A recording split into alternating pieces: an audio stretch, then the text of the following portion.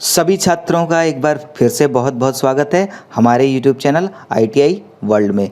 छात्रों, पिछले 2 दिन से हम किसी कारणवश वीडियो अपलोड नहीं कर पा रहे थे, तो आज से हम फिर से कंटिन्यू कर रहे हैं।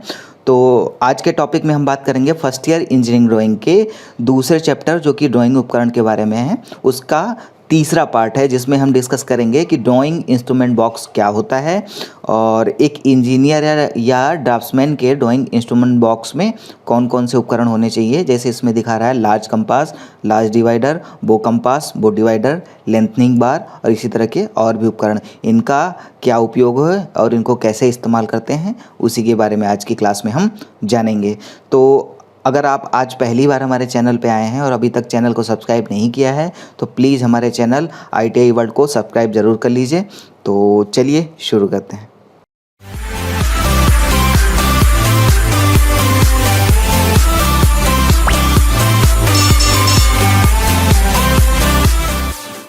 तो आज की क्लास स्टार्ट करने से पहले एक बार इस चैप्टर के कंटेंट्स देख लेते हैं कि इस चैप्टर की जो पिछली क्लासेस थी उसमें हमने क्या पढ़े और आज की क्लास जो कि पार्ट 3 है इसमें हम क्या पढ़ेंगे। तो इनकी पिछली क्लास में हमने पॉइंट 1 से लेके पॉइंट 9 तक के टूल के बारे में पढ़ा था। आज की क्लास में हम पॉइंट नंबर 10 जो कि ड्राइंग इंस्ट्रूमेंट बॉक्स के बारे में है, इसके बारे में पढ़ेंगे। बाकी के जो पॉइंट है पॉइंट नंबर 11 से लेके 15 तक, वो उसके लिए पार्ट नंबर 4 का हम वीडियो लाएंगे आगे, जो कि आखिरी वीडियो होगा इस चैप्टर के ऊपर। तो चलिए क्लास स्टार्ट करते हैं। तो पहला टूल है आपका ड्राइंग इंस्ट्रूमेंट बॉक्स। तो चित्र में आपके सामने ये रहा ड्राइंग इंस्ट्रूमेंट बॉक्स। एक बॉक्स है जिसके अंदर कई सारे टूल रखे हुए हैं, तो इन्हीं के बारे में हम जानेंगे। तो ड्राइंग इंस्ट्रूमेंट बॉक्स आमतौर पर बक्से में सेट में बेचे जाते हैं। तो ड्राइंग इंस्ट्रूमेंट्स जो होते हैं इंजीनियर या ड्राफ्ट्समैन के, वो एक सेट के रूप में, मतलब कई सारे अलग अलग तरह के उपकरणों का एक सेट एक बॉक्स में रख के तब वो ख़रीदा जाता है, मिलता है मार्केट में। लेकिन ये इनके जो टूल होते हैं ये अलग से भी उपलब्ध होते हैं मार्केट में, अलग से भी आप इनको खरीद सकते हो। उच्च श्रेणी के उपकरणों के मुख्य भाग आमतौर पर निकल या पीतल से बने होते हैं। तो अच्छी क्वालिटी के जो इंस्ट्रूमेंट होते हैं वो या तो निकल मटेरियल का बना होता है और या तो पीतल का बना होता है। उन्हें रस्ट प्रूफ होना चाहिए। तो रस्ट प्रूफ का मतलब है जंग रोधी, उसमें जंग नहीं लगनी चाहिए, इसलिए निकल या पीतल के बनाए जाते हैं। टूल स्टील का उपयोग इंकिंग पेन, बो उपकरण के ब्लेड और विभिन्न स्क्रू बनाने के लिए किया जाता है। तो इसके कुछ उपकरण होते हैं जैसे इंकिंग पेन, बो उपकरण के ब्लेड और विभिन्न स्क्रू, जो भी स्क्रू लगते हैं इन टूलों में वो किसके बनाए जाते हैं? टूल स्टील के। इसके बाद एक इंस्ट्रूमेंट बॉक्स में निम्नलिखित उपकरण शामिल होते हैं। कौन कौन से उपकरण होते हैं? लार्ज कंपास और लार्ज डिवाइडर, बो कंपास, बो डिवाइडर, लेंथनिंग बार और pain point for attachment, screw driver, lead case और लाइनर। तो इन्हीं सब के बारे में हम बारी बारी डिस्कस करेंगे, इन्हीं सारे इंस्ट्रूमेंट्स के बारे में, कौन सा उपकरण किस लिए इस्तेमाल होता है, कैसे इस्तेमाल होता है। तो चलिए, हाँ। तो पहला लार्ज कंपास, बड़े आकार का कंपास। तो अभी तक आप लोग जो कंपास इस्तेमाल करते रहे हैं वो छोटे कंपास होते हैं, कम व्यास के आपके वृत्त या चाप खींचने के लिए इस्तेमाल होते हैं। तो इंजीनियरिंग ड्राइंग बनाने के लिए बड़े लार्ज कंपास का उपयोग किया जाता है और उसके साथ कुछ अटैचमेंट्स भी प्रयोग किया जाता है। तो उन्हीं के बारे में बारे में देखेंगे। तो जैसे आप चित्र में यहाँ पे सामने देख पा रहे हैं, ये एक लार्ज कंपास दिया हुआ है, कुछ इस तरह से दिखने में होता है लार्ज कंपास। तो और लार्ज कंपास के साथ में इसके कुछ अटैचमेंट्स दिखाए गए हैं, जैसे आप देख सकते हैं ये कुछ अटैचमेंट हैं इसके जो लार्ज कंपास में लगाए जाते हैं, उसके साथ अलग अलग अटैचमेंट को खोल के, और ये आपका लार्ज कंपास है। तो यह बड़े आकार के वृत्त या चाप 50 mm व्यास से अधिक के जो वृत्त होते हैं उनको बनाने के लिए तथा बड़े माप लेने के लिए भी प्रयुक्त होता है। तो छोटे जो 50 mm व्यास से छोटे के जो वृत्त या चाप होते हैं वो छोटे कंपास जो आते हैं उनसे लगाए जाते हैं। उससे बड़े साइज़ के जब वृत्त या चाप लगाने होते हैं उसके लिए इस कंपास का प्रयोग किया जाता है। इसके एक पैर में नी जॉइंट होता है, तो इसका जो एक लेग होता है, लेग कहाँ है इसका? ये दोनों इसके अलग अलग लेग बोले जाते हैं। एक लेग ये है इसका, दूसरा लेग ये है। तो इसके एक लेग में नी जॉइंट होता है, नी जॉइंट होता है जहाँ से इस पे कोई भी अटैचमेंट लगा हुआ है, जैसे ये एक पेंसिल अटैचमेंट लगा हुआ है तो इसको घुमाया जा सकता है, घुमा के सेट किया जा सकता है, प्लस इसको यहाँ से खोला भी जा सकता है। तो ये इसका नी अटैचमेंट होता है। जो पहला पॉइंट क्या है, पेन या पेंसिल पॉइंट अटैचमेंट को डालने की अनुमति देता है। तो इस जॉइंट से क्या लगता है, पेन या पेंसिल अटैचमेंट लगता है। तो ये है आपका पेन अटैचमेंट, ये है आपका पेंसिल अटैचमेंट। तो यहाँ पे खोल के हम या तो इसको लगा सकते हैं या तो इसको लगा सकते हैं। पेन अटैचमेंट भी लगा सकते हैं, पेंसिल अटैचमेंट भी लगा सकते हैं।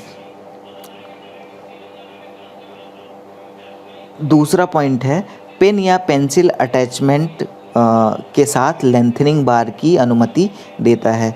तो यहाँ पे आप चित्र में इधर देखेंगे, ये है आपका लेंथनिंग बार। ये क्या होता है, जब बहुत ज़्यादा बड़े आकृति के वृत्त बनाने होते हैं तो इसको यहाँ से खोल के पहले इसमें एक लेंथनिंग बार लगाया जाता है, उसके बाद में ये वाले पेंसिल या पेन अटैचमेंट लगाया जाता है। तो जिससे एक बड़ी रेंज हमें प्राप्त हो जाती है वृत्त खींचने के लिए। आगे मैं चित्र में दिखाऊंगा किस तरह से किया जाता है। तो उसके लिए लेंथनिंग बार लगाया जाता है। ये है आपका लेंथनिंग बार। ये आप एक डिब्बी देख पा रहे हैं छोटी, इसके अंदर पेंसिल के लीड होते हैं, पेंसिल की जो निब होती है कि वो होती है, उसको आपको इसमें लगाना होता है। उसके बाद इस अटैचमेंट को नी जॉइंट पे फिट कर देते हैं। तीसरा पॉइंट है, दूसरे पैर में एक पिन लगी होती है जो एक घुमाऊ जोड़ पर जुड़ा होता है, जिसको ऊर्ध्वाधर स्थिति तक घुमाया जा सकता है। तो इसका जो दूसरा लेग है, दूसरा पैर है, उसमें क्या होता है देखते हैं एक बार।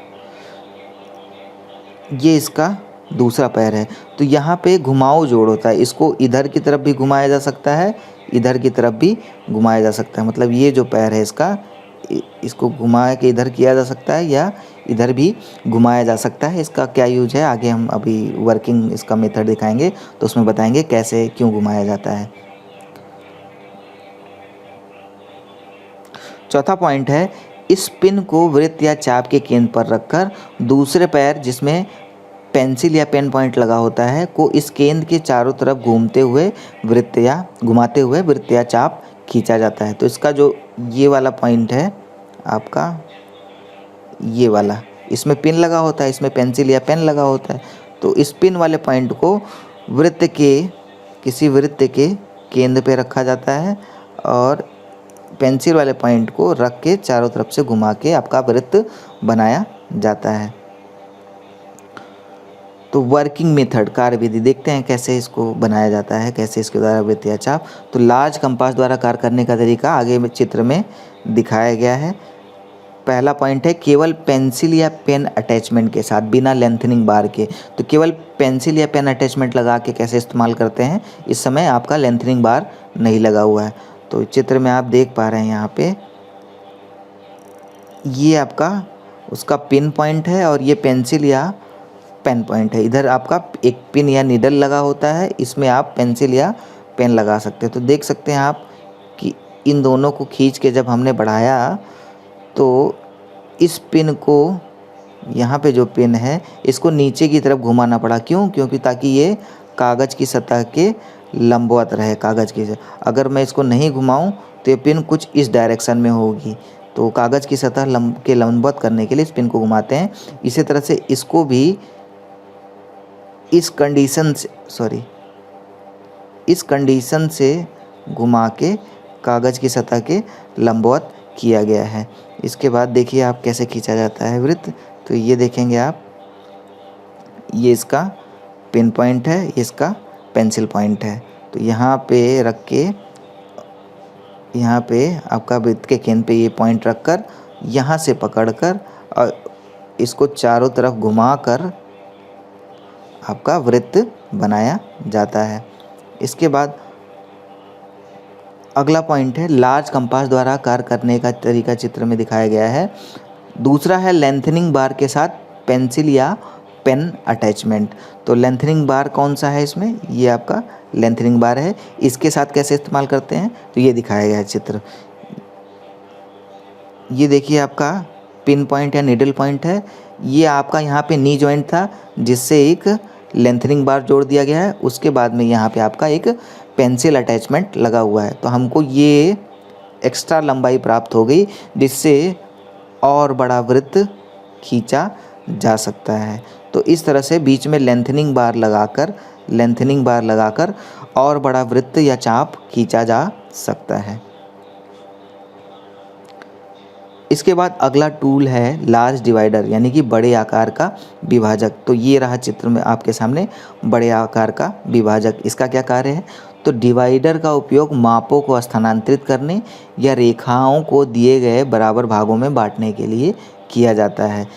तो डिवाइडर किस लिए इस्तेमाल होता है? मापों को स्थानांतरित करने, यानी आप किसी स्केल में से माप भर के और उसको ड्राइंग में किसी लाइन पर स्थानांतरित करके आप 2 पॉइंट प्राप्त कर सकते हैं।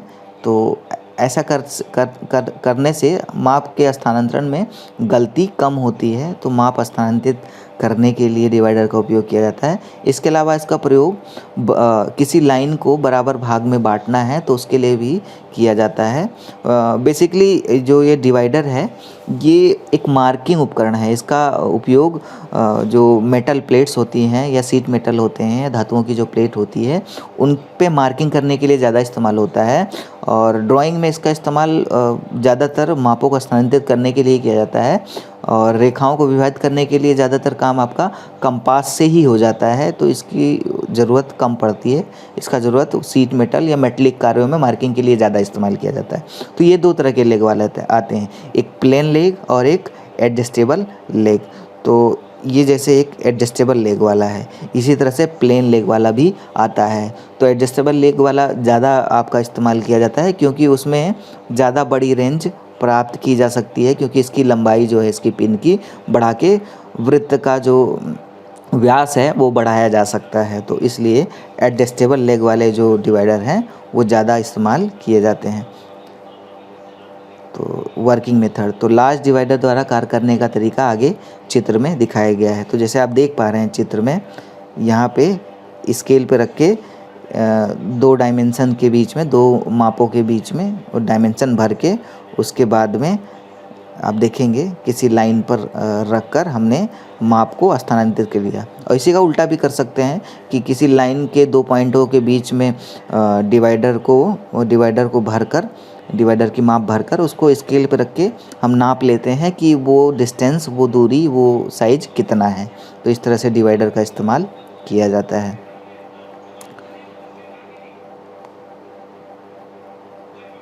इसके बाद अगला पार्ट है बो इंस्ट्रूमेंट्स। तो बो इंस्ट्रूमेंट्स में 2 तरह के आपके इंस्ट्रूमेंट्स आते हैं, एक बो कंपास और दूसरा बो डिवाइडर। तो क्या है देखते हैं।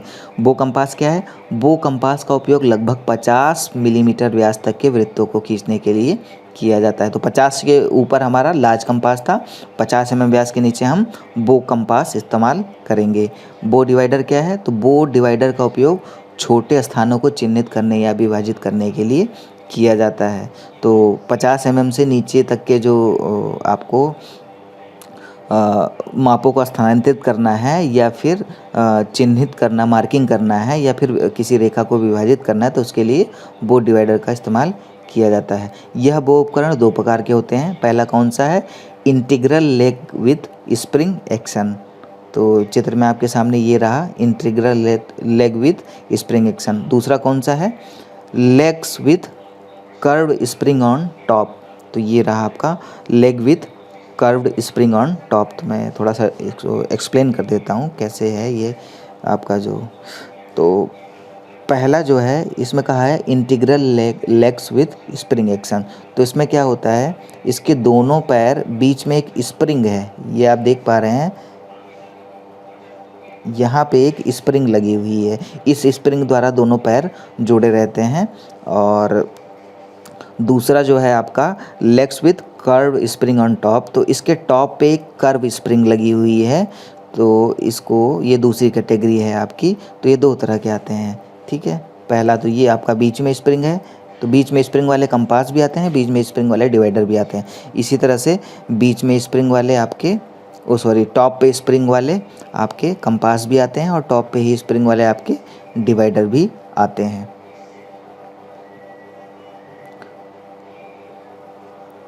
वो उपकरणों में एडजस्टिंग व्हील या नट हो सकते हैं। एडजस्टमेंट अंगूठे और मध्य अंगुली के साथ किया जाना चाहिए। अंगूठी और अंगुले के बीच में घुसे हुए सिर को घुमाकर इस यंत्र में एडजस्टमेंट किया जाता है। तो कैसे किया जाता है देखते हैं। यहाँ पे आप देखेंगे इसमें एक आपका एक नट लगा हुआ है। इस नट को घुमाकर हम इन दोनों के बीच की दूरी को बढ़ा सकते हैं, तो इसको एडजस्टिंग व्हील कहते हैं। और इसमें आप देखेंगे ये दो तरह के आते हैं। इधर वाले जो सेकेंड नंबर का है, इसमें यहाँ पे बीच में व्हील लगा हुआ है, इसमें बाहर की तरफ नट लगा हुआ है। तो इसको घुमाकर इनके बीच की दूरी भी घटाई बढ़ाई जा सकती है। तो इसमें एक पॉइंट कह रहा है कि एडजस्टमेंट अंगूठे और मध्य उंगली के साथ किया जाना चाहिए। तो अंगूठा और आपके हाथ की जो बीच वाली उंगली है, इन दोनों की सहायता से इस नट को घुमाना चाहिए। इसके बाद आगे इसका हम वर्किंग मेथड अगला जो पॉइंट है, ड्रॉप स्प्रिंग बो पेंसिल एंड पेन। ये क्या होता है? तो ये रहा इसका चित्र, इसके बारे में हम डिस्कस करते हैं क्या चीज़ है। तो ड्रॉप स्प्रिंग बो पेंसिल और पेन कई समान व्यास के छोटे वृत्तों को जल्दी खींचने के लिए डिज़ाइन किए गए हैं। तो वृत्त खींचने के लिए हमने पहले पढ़ा है कि कंपास, लार्ज कंपास या बो कंपास का इस्तेमाल करते हैं। तो ये भी एक स्पेशल काम के लिए एक तरह का आपका ड्रॉप स्प्रिंग बो पेंसिल और पेन बनाए गए हैं। इसका क्या काम है? जब छोटे छोटे साइज के कई सारे वृत्त बनाने होते हैं जल्दी जल्दी, तो उस समय के लिए एक अलग से इंस्ट्रूमेंट बना दिया गया है, ड्रॉप स्प्रिंग बो पेंसिल और पेन। इससे क्या होता है कि इस कम समय में जल्दी में कई सारे छोटे छोटे वृत्त जो कि एक समान साइज के होते हैं खींच जाते हैं। तो कहाँ पे इसका इस्तेमाल होता है? जैसे किसी ड्राइंग में कई सारे रिवेट होल्स दिए हुए हैं, तो उनको बनाने के लिए ये उपकरण हेल्पफुल होता है। इसी तरह से किसी ड्राइंग में बहुत सारे ड्रिलिंग के या रिमिंग के होल्स दिए हुए हैं, तो कंपास से बनाओगे आप तो ज़्यादा समय लगेगा। तो इस तरह के उपकरण से आप बनाओगे तो इससे कम समय लगेगा। तो इसमें क्या, ये किस तरह का होता है, कैसे काम करता है? तो केंद्रीय पिन को पेन या पेंसिल यूनिट से जुड़ी ट्यूब के माध्यम से स्वतंत्र रूप से ऊपर और नीचे ले जाने के लिए बनाया जाता है। तो ये देखेंगे इसका जो ये अटैचमेंट है, पेन या पेंसिल अटैचमेंट, वो इस पाइप के थ्रू, इस ट्यूब के थ्रू जुड़ा होता है। और इस ट्यूब को जब हम नीचे दबाते हैं तो ये पेंसिल अटैचमेंट नीचे आता है, और जब छोड़ देते हैं तो यहाँ पे स्प्रिंग लगा होता है, जिसके कारण ये पेंसिल या पेन अटैचमेंट ऊपर उठ जाता है। और यहाँ पे बीच में एक व्हील लगी होती है। इस व्हील को घुमा के इस पेंसिल अटैचमेंट को चारों तरफ घुमाया जा सकता है, इस साइड या उस साइड भी, ठीक है। तो इस तरह से ये आपका इस्तेमाल होता है। अब इसमें क्या है, यह अंगूठे और मध्य उंगली के बीच ट्यूब के नर्ड सिर को पकड़कर उपयोग किया जाता है। तो अंगूठा और जो तर्जनी है, इसके बीच में यहाँ वाला व्हील पकड़ के इसको घुमाया जाता है, जिसके कारण ये घूमता है। और इसके टॉप पे एक व्हील होता है, इसको हम बीच वाली उंगली से तर्जनी वाली जो उंगली होती है, ये वाली उंगली, इससे दबा के ऊपर नीचे करते हैं। तो इस तरह से इसको हाथ से इस्तेमाल किया जाना चाहिए। और इसको तब दबाया जाता है इस वाली उंगली से जब तक कि ये पेंसिल वाला जो अटैचमेंट है वो कागज़ की सतह को छू न ले। तो और इसके बाद क्या है, इसको क्लॉकवाइज यानी कि घड़ी की सुई के चलने की दिशा में घुमा के वृत्त बनाया जाता है। तो इस तरह से ड्रॉप स्प्रिंग बो पेंसिल का इस्तेमाल किया जाता है छोटे छोटे कई सारे वृत्त बनाने के लिए, और काफ़ी जल्दी बन जाता है। इससे एक बनाया, फिर उठा के रखा, फिर ऊपर से दबाया और व्हील को घुमा दिया और आपका नया वृत्त बन गया। इसके बाद अगला टूल है इंकिंग पेन और लाइनर और रोलिंग पेन। इसको इंकिंग पेन भी कहते हैं, या लाइनर भी कहते हैं, या रोलिंग पेन भी कहते हैं, या फिर पेन अटैचमेंट भी कहते हैं। तो ये कैसा होता है, ये आप चित्र देख पा रहे हैं कुछ इस तरह का होता है। और ये किसके साथ इस्तेमाल होता है? वही जो आपका लार्ज कंपास था उसके साथ इस्तेमाल करते हैं। तो इसका उपकरणों के साथ खींची गई रेखाओं पर स्याही लगाने के लिए किया जाता है। तो जो पहले से लाइन खींची हुई है उस पे स्याही लगा के उसको परमानेंट करना है, मतलब पहले पेंसिल से बनी हुई है उसको परमानेंट करना है, तो उस पर स्याही लगाने के लिए इस टूल का इस्तेमाल किया जाता है। इसमें से इस पॉइंट पे इंक आपका इस पॉइंट पे आपका इंक लगा होता है जो कि उस लाइन पे इंक लगा देता है। लेकिन कभी भी मुक्त हाथ की रेखाओं या अक्षर, तो जो फ्री हैंड डायग्राम और लेटर बनते हैं उन पर स्याही लगाने के लिए इसका इस्तेमाल नहीं किया जाता, क्योंकि वो लाइनें टेढ़ी मेढ़ी थोड़ी सी होती हैं जो फ्री हैंड डायग्राम होता है, तो उन पर स्याही लगाने के लिए इसका इस्तेमाल नहीं किया जाता है। इसके बाद अगला टूल है लेंथनिंग बार। तो ये रहा चित्र में आपके सामने लेंथनिंग बार, कुछ इस तरह से होता है और इसका ये वाला पॉइंट आपका जो कंपास का लेग होता है उसमें फिट हो जाता है। इस वाले पॉइंट में आपका पेन अटैचमेंट या पेंसिल अटैचमेंट लग जाता है। तो इसका यूज आपने पहले ही देख लिया है किस तरह से इस्तेमाल होता था। और बड़े वृत्तों को खींचने के लिए इसे कंपास में फिट किया जाता है। इसके अंत में पेंसिल या पॉइंट डाला जाता है। कंपास बॉक्स में बदली जाने वाली योग्य स्पेयर पेंसिल, पेन और नीडल पॉइंट उपलब्ध होते थे। तो जो आपका बॉक्स होता है इंस्ट्रूमेंट बॉक्स, उसमें बदलने के लिए पेंसिल पॉइंट अवेलेबल हो रहता है, पेन पॉइंट भी रहता है, नीडल पॉइंट भी रहता है। इसके बाद अगला टूल है स्क्रू ड्राइवर। तो स्क्रू ड्राइवर भी इस इंस्ट्रूमेंट बॉक्स में होता है। तो किस लिए इस्तेमाल करते हैं? उपकरणों के स्क्रूओं को कसने व ढीला करने के लिए उपयोग किया जाता है। तो जो आपने अलग अलग तरह के कंपास, डिवाइडर और लेंथनिंग बार इस तरह के इंस्ट्रूमेंट्स पढ़े हैं, इसमें आपके स्क्रू जो होते हैं उनको कसने या ढीला करने के लिए आपका ड्राइंग इंस्ट्रूमेंट बॉक्स में स्क्रू ड्राइवर भी होना चाहिए। इसके बाद अगला पॉइंट है आपका लीड केस। तो लीड केस ये आप चित्र में सामने देख पा रहे हैं। इस तरह की छोटी डिब्बी में पेंसिल के कई सारे लीड यानी कि जो निब होती हैं उसकी वो रखी रहती हैं। तो इन्हीं से निकाल के आपका पेंसिल अटैचमेंट में फिट किया जाता है। तो लीड केस पेंसिल लीड के लिए बॉक्स है। तो आज की क्लास में बस इतना ही, और आगे की क्लास में हम बचा हुआ टॉपिक कवर करेंगे जो कि चौथा पार्ट होगा। तो अगर आप आज की क्लास की नोट्स तथा निम्मी की इंजीनियरिंग ड्राइंग फर्स्ट ईयर और सेकेंड ईयर की ई बुक्स डाउनलोड करना चाहते हैं तो इस वीडियो के डिस्क्रिप्शन में लिंक दिया हुआ है, उस पर क्लिक करके आप आज की क्लास की नोट्स डाउनलोड कर सकते हैं। इसके साथ ही साथ जो फर्स्ट ईयर और सेकेंड ईयर की ई बुक्स हैं इंजीनियरिंग ड्राइंग की वो भी डाउनलोड कर सकते हैं।